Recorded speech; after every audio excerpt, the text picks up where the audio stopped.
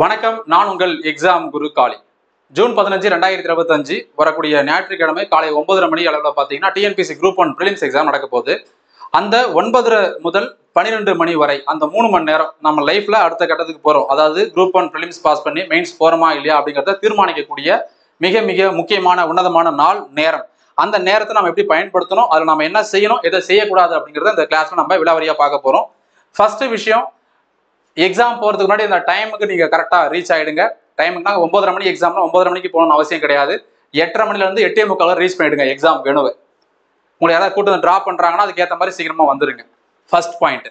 அடுத்தது நீங்கள் கையில் கொண்டு போக வேண்டியது என்னென்னது, ஹால் டிக்கெட். ஹால் டிக்கெட்டை பிளாக் அண்ட் ஒயிட் இருக்கலாம், ஜெராக்ஸ் இருக்கலாம்.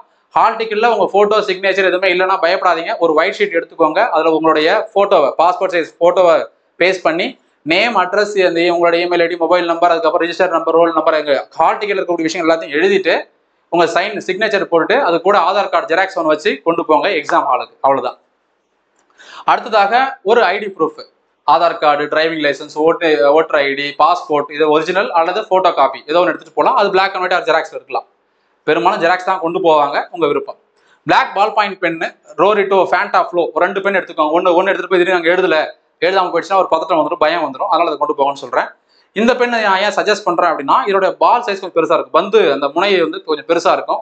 இயல்பாக ஒரு சாதாரண பேனா வச்சு நீங்கள் ஷேட் பண்ணுறதுக்கும் பபிளை அந்த வட்டத்தை நிரப்புறதுக்கும் இந்த பெண்ணை நிரப்புறதுக்கும் கொஞ்சம் நேரம் கால அவகாசம் கொஞ்சம் குறையும். அதனால் சொல்கிறேன்.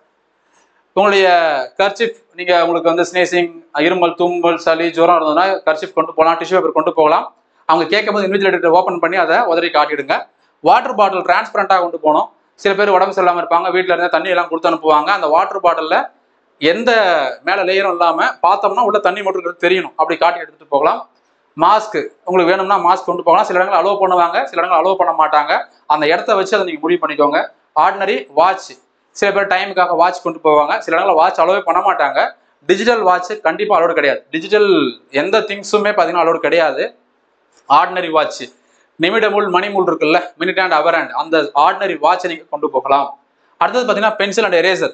சில இடங்களில் பென்சிலும் அந்த ரப்பரும் அலோவ் பண்ணுவாங்க, எடுத்துகிட்டு போகலாம். சில இடங்கள் அலோவ் பண்ண மாட்டாங்க. எதுக்காக சார் இதுன்னு பார்த்தீங்கன்னா, ஏதாவது அந்த பேஜ்லேயே சில நேரம் நம்ம ரஃப் ஷீட் யூஸ் பண்ணாமல் அந்த கொஸ்டின் பேப்பர் பேஜ்லேயே யூஸ் பண்ணிவிடுவோம்.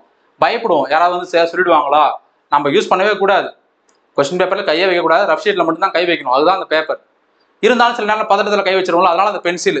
சில இடங்களில் கொஸ்டினுக்கு ஆன்சர் நம்ம மார்க் பண்ணுறதுக்கு ABCDன்னு 4-5 ஆப்ஷன் கொடுத்துருக்காங்களா, நம்ம போகிறது இல்லை, 4 ஆப்ஷன் தான். இந்த 4 ஆப்ஷனில் ஏதாவது ஒரு ஆப்ஷன் நம்ம என்ன பண்ண போகிறோம், கீழே சின்னதாக ஒரு டாட் வந்து வச்சுட்டு வரலாம். அதுக்கு யூஸ் பண்ணிக்கலாம். மேபி பென்னோ பென்சிலோ யூஸ் பண்ணிக்கலாம். ஆனால் OMR ஷீட்டில் black colour ball point pen மட்டும்தான் யூஸ் பண்ணணும். வேற எந்த கலரும் வேற எந்த டைப் ஆஃப் பென்னும் யூஸ் பண்ணக்கூடாது. Only black ball point pen, அவ்வளோதான். 9:15 உங்கள் சூப்பர்வைசர், இன்விஜிலேட்டர், உங்கள் அறை கண்காணிப்பாளரிடம் கட்டாயமாக கேள்வித்தாளை கேட்டு பெற வேண்டும். கொஸ்டின் பேப்பரை நம்மளுடைய ஹால் டிக்கெட்டில் கொடுத்துருக்காங்க. 9:15 கொஸ்டின் பேப்பர் கொடுக்கணும். கொடுக்கலன்னா கேட்டு வாங்குங்க. வாங்கின உடனே 2 விஷயம் நீங்கள் செக் பண்ணணும். ஒன்று OMR ஷீட். OMR ஷீட்டில் உங்கள் பேர், ரெஜிஸ்டர் நம்பர், ரோல் நம்பர் வேணும், இதெல்லாம் கரெக்டாக இருக்கான்னு பார்த்துக்கோங்க. ஃபோட்டோ உங்களுக்கு தானே, செக் பண்ணி பார்த்துக்கோங்க. அப்படி இல்லைனா நீங்கள் அந்த சூப்பர்வைசர்கிட்ட சொல்லி OMR இந்த பிரச்சனைலாம் இருக்குன்னு சொல்லுங்கள். அவங்க ஒரு ரெமெடி சொல்லுவாங்க, உடனடியாக ஒரு தீர்வு வந்து உங்களுக்கு சொல்லுவாங்க. ஸோ OMR ஷீட்டை ஃபுல்லாக வந்து பார்த்துக்கோங்க. அதே போல் என்னன்னு பார்த்தீங்கன்னா கொஸ்டின் பேப்பரை செக் பண்ணிக்கோங்க. எல்லா பேஜும் ஃபில்லாக இருக்குதா. கொஸ்டின் பேப்பர் 9:15 கொடுத்தாங்கன்னா கொடுத்தோடனே வாங்க அந்த சீலை ஓப்பன் பண்ணிவிட்டு எல்லா பேஜும் வேகமாக திருப்பி பாருங்க. 1 நிமிஷம் டைம் எடுத்துக்கோங்க. 1 நிமிஷம் 60 செகண்ட்.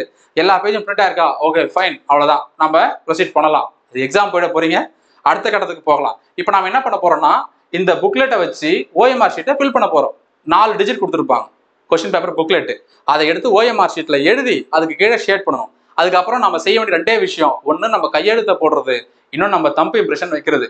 மீதி 2 வேலை சூப்பர்வைசருக்கு இருக்குது. என்னன்னா, இவர் எல்லாமே பண்ணியிருக்காரா, இவர் வந்து எல்லாம் ஃபில் பண்ணிட்டாரா, ஏதாவது விட்டுருக்கிறாரான்னு சொல்லி செக் பண்ணி பார்த்துட்டு அவங்க சைன் பண்ணணும். எக்ஸாம் முடிஞ்ச வாட்டி நம்ம என்ன பண்ணணும், கடைசியாக 2 வேலை இருக்குது. 2 பாக்ஸ் ஃபில் பண்ணணும். 200 கேள்விக்கும் விடைய வச்சுட்டீங்களா, இல்லை என்னால் இல்லைன்னு சொல்லிட்டு எத்தனை கொஸ்டின் நான் போடலை, நான் விட்டுட்டேன், எம்டிஆ விட்டுருக்கிறேன்றத சொல்லணும். எம்டிஆ விட்டுறாதீங்க. எம்டிஆ விட்டீங்கன்னா ஒரு கொஸ்டினுக்கு 0.5 வந்து நெகட்டிவ் மார்க். எம்டிஆ விட்டுட்டீங்கன்னா, ஒன்றுமே அட்டன் பண்ணாமல் விட்டுட்டு வந்துட்டீங்கன்னா 1/2 மார்க் குறைப்பான்னு போட்டிருக்கிறாங்க. நீங்கள் தெரியாத கேள்வி, அதான் எனக்கு வந்து பதிலே தெரில சார், ஏவா பிஆ சிஆடியா தெரில, ஒரு ஆப்ஷன் போட்டால் தப்பு, அதுக்கு மார்க் குறைப்பாங்கலாம், அதெல்லாம் கிடையாது. நெகட்டிவ் மார்க்லாம் கிடையாது. அட்டன் பண்ணாமல் விட்டிங்கன்னா மார்க் குறைப்பாங்க, அதை மட்டும் பார்த்துக்கோங்க. ஸோ வெற்றிகரமாக இப்போ நம்ம 9:15 to 9:30 அந்த 1/4 மணி நேரம் டைம் எப்படி பயன்படுத்துறதுன்னு பார்க்க போகிறோம். ஸோ என்ன சொன்ன மாதிரி இந்த டைமை வந்து யூட்டிலைஸ் பண்ணுங்க. எப்படி ஒரு சரியான வழியில வந்து பயன்படுத்துங்க. கொஸ்டின் பேப்பர் பார்க்கறதுக்கு முன்னாடி சில பேர்லாம் கடவுள்லாம் நம்பிக்கை இருக்கும், கடவுளை வேண்டுவாங்க, தன்னுடைய அப்பா அம்மாலாம் வேண்டிப்பாங்க, மூதாதையர்கள்லாம் வேண்டுவாங்க. சில பேர் கடவுள் நம்பிக்கை இல்லைன்னா நம்ம கண்டிப்பா பாஸ் பண்ணிடுவோம் அப்படின்னு சொல்லிட்டு ஒரு பாசிட்டிவான தாட்ஸோட அந்த கொஸ்டின் பேப்பர் புக்லெட்டை ஓப்பன் பண்ணுவாங்க. ஸோ அந்த ப்ரேயர்ஸ் உங்களோட விருப்பம் நம்பிக்கை இருந்தால் பண்ணிக்கோங்க. அந்த OMR ஷீட் அந்த புக்லெட்டை செக் பண்ணி பார்த்ததுக்கு அப்புறம் இது வந்து அதிகபட்சம் 1லேருந்து 2 நிமிஷம் டைம் எடுக்கலாம்ப்பா. மீதி 13 நிமிஷம் இருக்குது, 13 மினிட்ஸ். அந்த 13 நிமிஷத்துல மினிமம் 10 கேள்விக்கு உங்களை ஆன்சர் பண்ண முடியும். 10 கேள்விக்கு உங்களை ஆன்சர் பண்ண முடியும். சூஸ் பண்ணுங்க. கொஸ்டின் பேப்பர் புக்லெட்டை பார்த்துட்டே வாங்க. நீங்க கொஸ்டின் பேப்பரை கை வைக்க போறது கிடையாது. ஆனா ஒரு பேஜா பார்த்துட்டு இந்த கேள்விக்கு என்ன ஆன்சர், இந்த கேள்விக்கு ஆன்சர் தெரிஞ்சு வச்சுக்கோங்க. 9:30 எக்ஸாம் டைம் ஸ்டார்ட் ஆகுது. 9:30 9:30 ஸ்டார்ட் பண்ண அடுத்த செகண்ட் நீங்க ஃபில் பண்ண ஆரம்பிச்சிடலாம் OMR ஷீட்டை. ஸோ அப்போ 10 கொஸ்டின் முன்னாடியே பார்த்துடுறீங்க. 9:30 மணிக்கு எக்ஸாம் ஆரம்பிக்கிறதுக்கு முன்னாடியே 10 கேள்விக்கு பதில் உங்களுக்கு தெரிஞ்சிருச்சு. நீங்க கொஸ்டின் பேப்பர்லயோ OMR ஷீட்லயோ எழுத போறது இல்லை, ஆனா தெரிஞ்சிருச்சு. Fine, super. மீதி வந்து 3 மணி நேரம் டைம் இருக்குது, 190 கேள்வி இருக்குது. நம்ம 200க்கு 200 எடுக்க போறது கிடையாது. நம்ம டார்கெட் 200க்கு 200 கிடையாது. ஸ்டேட் ஃபர்ஸ்ட் வாங்குறது கிடையாது. எக்ஸாம் கிளியர் பண்றதா நம்ம டார்கெட்டா இருக்கணும்.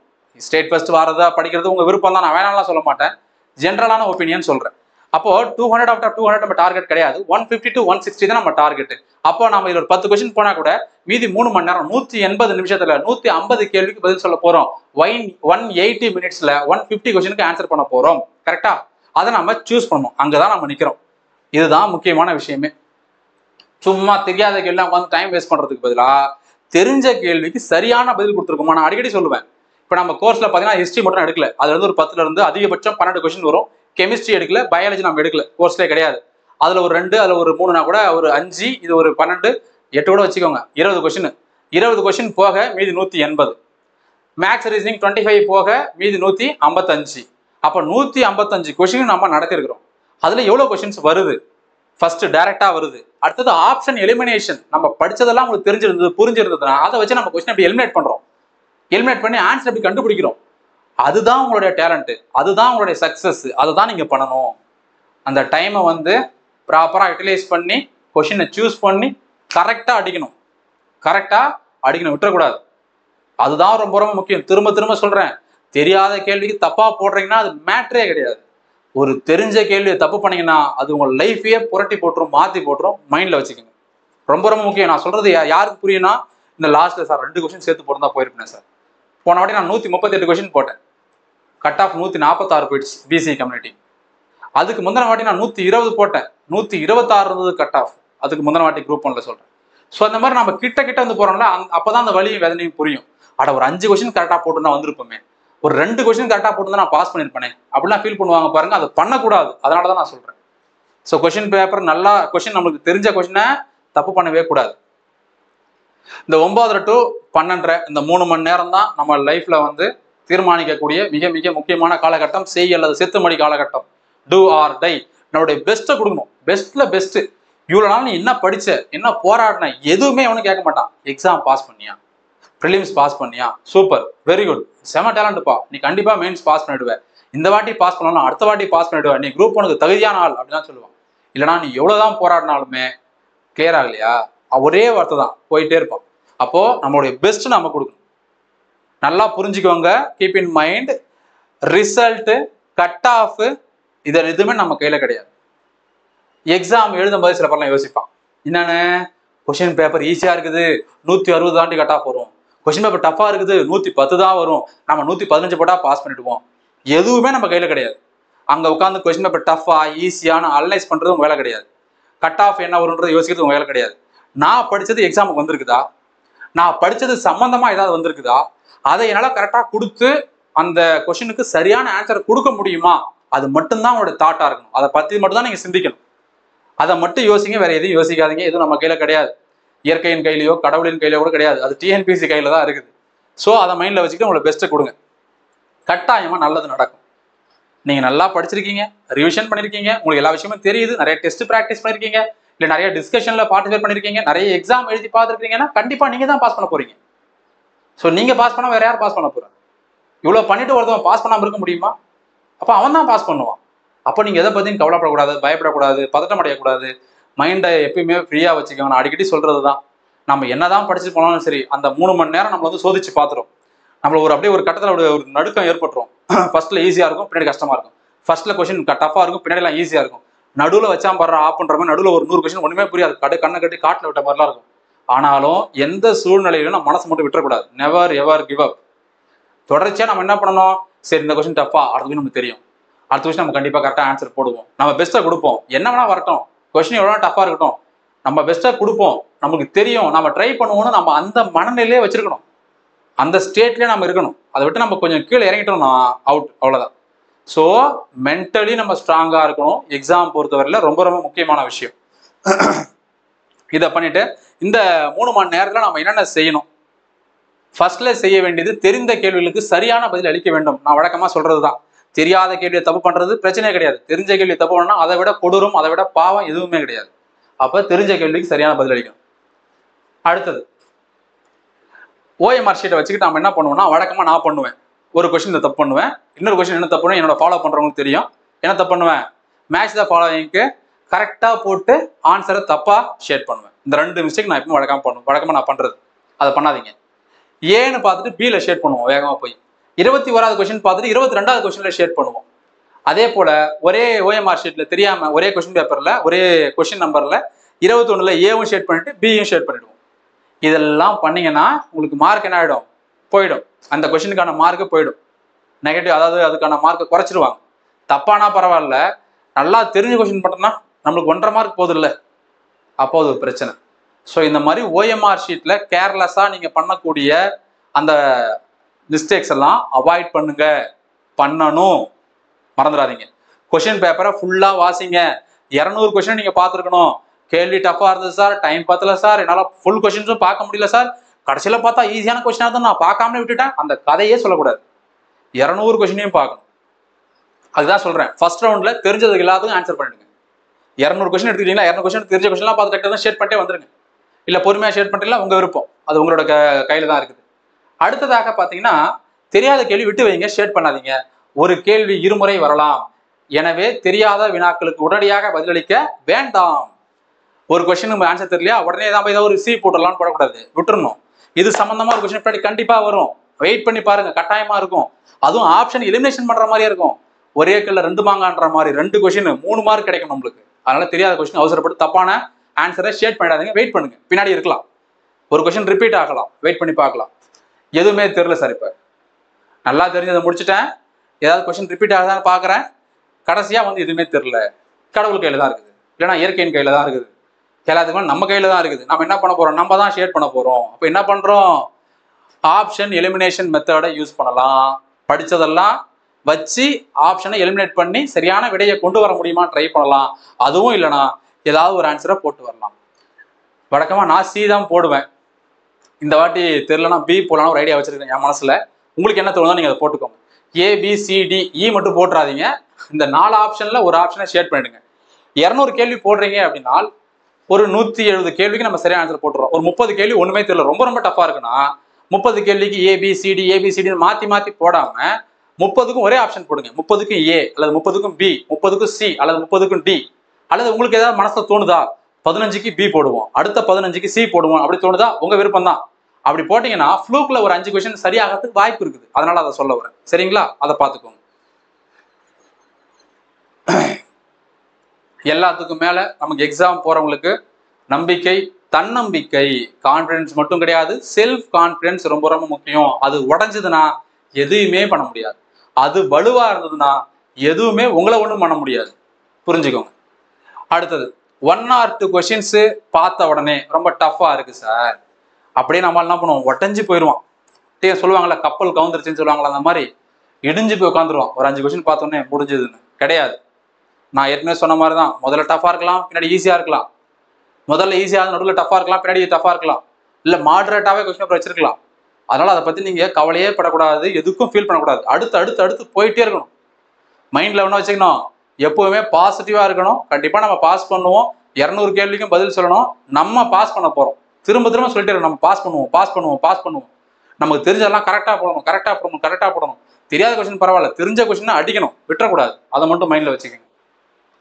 அனைத்து கேள்விகளையும் பார்க்கவும், easy questions maybe in last pages. வழக்கமா இதுவும் சொல்றது தான். எல்லா கேள்வியும் பார்த்துருங்க. கடைசி சொல்லுவாங்கல்ல, கடைசி நேரத்தில் மாறியவை எவ்வளவோ அப்படின்னு சொல்லுவாங்கல்ல, அந்த மாதிரி வாழ்க்கையில வந்து லாஸ்ட் பேஜ்லேயே கொஸ்டின் பேப்பர் வச்சிருக்கலாம். அதனால அது வரைக்கும் வெயிட் பண்ணுங்க, எல்லாத்தையும் செக் பண்ணி பாருங்க. விடாமுயற்சி, எளிதில் விட்டு கொடுக்காதீர்கள், அந்த பெர்சிவரன்ஸ் அப்படின்னு சொல்லுவாங்க. ரொம்ப அமைதியா இருக்கிறது, ரொம்ப அர்ப்பணிப்போட காத்துக்கிட்டு இருக்கிறது. அதே போல நெவர் எவர் கிவ் அப், விட்டு கொடுக்காத மனப்பான்மை. எளிதில் நம்ம என்ன பண்ணக்கூடாது, மனசு விட்டுறக்கூடாது, ஐயோ அவ்வளோதான்டா அப்படின்னு போயிடக்கூடாது. நம்ம முடியும், கண்டிப்பா பாஸ் பண்ணுவோம், இந்த கொஸ்டின் இல்லைன்னா அடுத்த கொஸ்டின் அடிப்பேன் அப்படின்னு அந்த மனநிலையில நீங்க வரணும். அதுதான் சொல்றோம். கடைசியா நீங்க படித்தது வரும், நீங்கள் படித்ததுதான் வரும் என்ற நம்பிக்கையோடு செல்லுங்கள். ஒரு நம்பிக்கையோடு தான் போகும்பொழுது அவனால சில நேரங்கள்ல முடியலனா கூட அந்த காலம், சூழ்நிலை, அவனோட எண்ண ஓட்டங்கள் எல்லாமே சேர்ந்து அவனுக்கு ஒரு பாசிட்டிவான விஷயத்தை கிரியேட் பண்ணி கொடுக்கும்.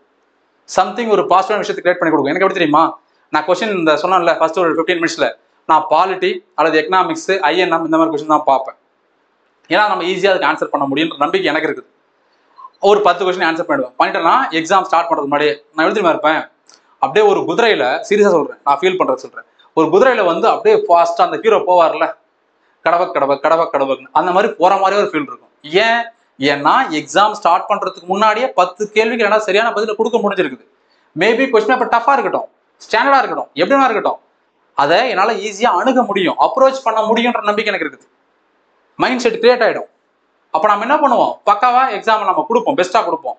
அதுவே எடுத்து ஒரு 10 கொஸ்டின் முதல்ல டஃப்பான கொஸ்டின் பார்த்துட்டு ஐயோ முடிஞ்சு போச்சுடா, நம்ம ஒண்ணுமே பண்ண முடியாது, நாம என்னைக்கு இந்த எக்ஸாமை எழுதி பாஸ் பண்ணி வேலைக்கு போய் நினைச்சோம்னா அந்த இடத்துல நம்ம தோத்துட்டோம், முடிஞ்சு போச்சு.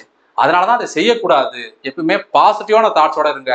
நாம படிச்சது வரும், நாம படிச்சதுதான் வரும் என்ற நம்பிக்கையோடு செல்லுங்கள், நல்லதே நடக்கும், மாற்றமே இல்லை. இறுதியாக சென்று வாருங்கள், வென்று வாருங்கள். சென்று வாருங்கள், வென்று வாருங்கள், வெற்றி நிச்சயம். நாம் அனைவரும் வெல்வது சத்தியம்.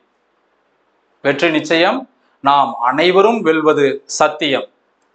நல்லதே நடக்கும், நாம் வெல்வோம். All the very best.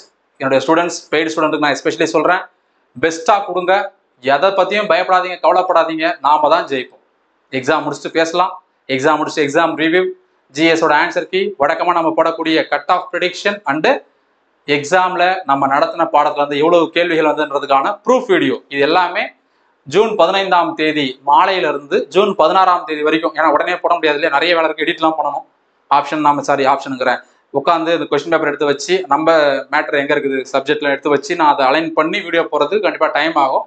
15, 16ஆம் தேதிக்குள்ள கண்டிப்பா வந்துடும். ஓகே, வெற்றியோட நாம திரும்புவோம், சந்திப்போம். தேங்க்யூ.